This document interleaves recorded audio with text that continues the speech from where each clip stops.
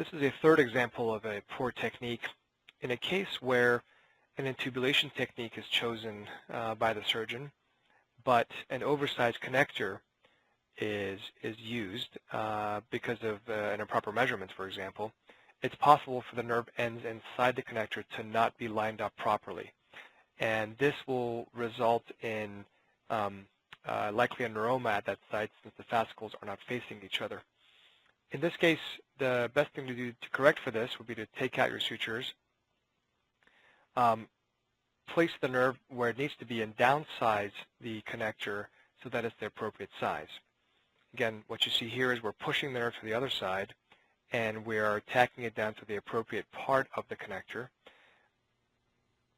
Generally, you would want your assistants to forehand this the other way, and so you would place one side, your assistant will place the other side sutures. And so what we have here is the nerve ends are much better aligned inside that connector, and the advantage of this connector is the translucency where you can see that. And what we're going to do here is just pinch off the excess amount of connector and basically use a micro clip or even a small clip to eliminate the extra space. If you don't have clips available, you can do the same thing with a horizontal mattress suture. And this is actually a spatulated cutting needle, which is much easier to sew connectors or tubes with. So this is just the mattress suture, in effect doing the same thing that the clips did in the previous segment.